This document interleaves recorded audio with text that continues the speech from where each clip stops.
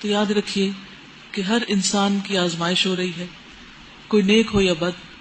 ہاں، برے لوگوں کی آزمائش اس وجہ سے ہوتی ہے جب وہ اللہ کی نافرمانی کرتے ہیں، اور نیک لوگوں کی ان کو جانچنے اور پرکھنے کے لیے ہوتی ہے.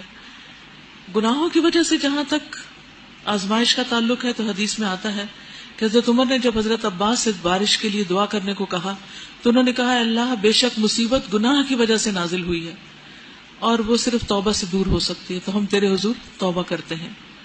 پھر اسی طرح انسان قطع رحمی جو کرتا ہے اور ظلم اور زیادتی جو دوسروں کے حق مارتا ہے، اس کی وجہ سے بھی اللہ تعالیٰ دنیا میں جلد سزا بھی دیتا ہے اور آخرت میں بھی سزا دیتا ہے.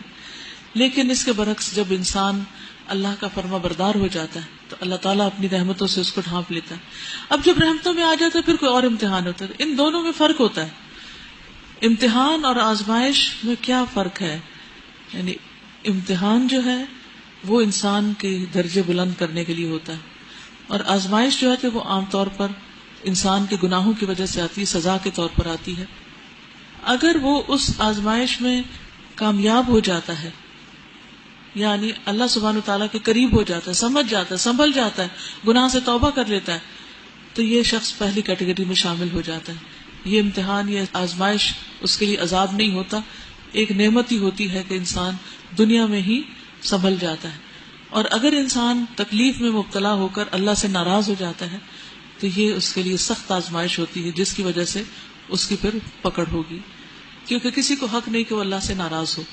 اور پھر یہ یاد رکھیے کہ جو اللہ سے ملنے کی توقع رکھتا ہے اسے معلوم ہونا چاہیے کہ وقت جلد آنے والا ہے.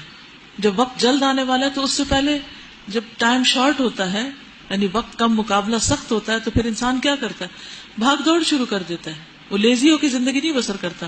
جو بھی کرنے کے کام ہے، اب پورے قرآن میں سے جتنی چیزیں عمل کی ہمارے سامنے آ رہی ہیں، ان سب کو اگر انسان واقعی کرنا چاہے تو اس کے لیے پھر سستی کرنے کی گنجائش نہیں ہے. اس کو اپنے ہر لمحے سے بہترین فائدہ اٹھانا ہوتا ہے.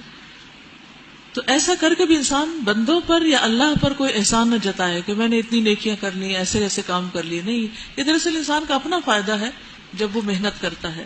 والذین آمنوا وعملوا الصالحات لنکفرن عنہم سیئاتہم ولنجزینہم احسن الذی کانوا یعملون.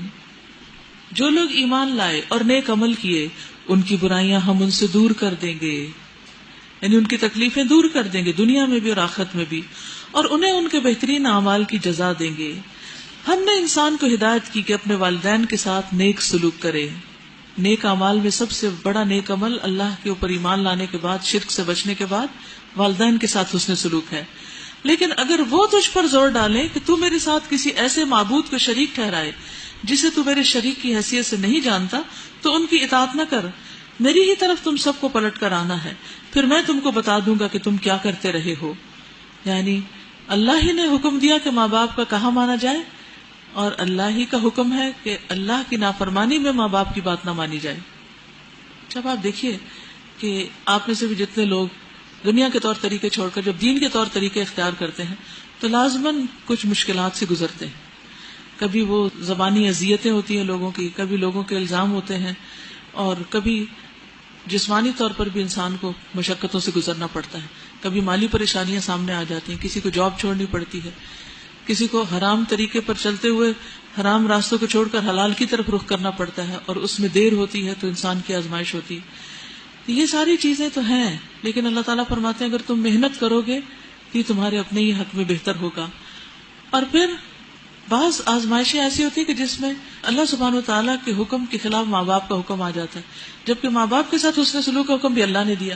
تو انسان کنفیوز ہو جاتا ہے کہ اللہ ہی کہتا ہے کہ ماں باپ کا خیال رکھو، اور اب ماں باپ کی اگر ہم بات نہ مانے تو وہ تو ہمارے فلیئر اپ ہو جاتے ہیں اور بہت ناراض ہوتے ہیں، تو کیا کریں؟ تو ایسی صورت میں جہاں اللہ کا حکم آ جائے وہاں ماں باپ کی بات نہیں مانی جائے گی. لا طاعۃ لمخلوق فی معصیۃ الخالق. کسی مخلوق کی اطاعت جائز نہیں خالق کی معصیت میں، نافرمانی میں. یہاں اسی لیے کہا جا رہا ہے کہ اگر تمہارے ماں باپ بھی کہیں، اگرچہ میں خود کہتا ہوں کہ ماں باپ کی بات مانو، لیکن اس موقع پر ماں باپ کی نہیں ماننی. اگر وہ تمہیں کہیں کہ تم ان کی اطاعت کرو تو ان کی اطاعت نہ کرو، اور ان کی اطاعت کیا کہ شرک کرنے کو کہیں یا کوئی حرام کام کرنے کو کہیں. میری ہی طرف تم سب کو پلٹ کر آنا ہے، پھر میں تم کو بتا دوں گا کہ تم کیا کرتے رہے ہو. اور جو لوگ ایمان لائے ہوں گے اور جنہوں نے نیک عمل کیے ہوں گے انہیں ہم ضرور صالحین میں داخل کر دیں گے.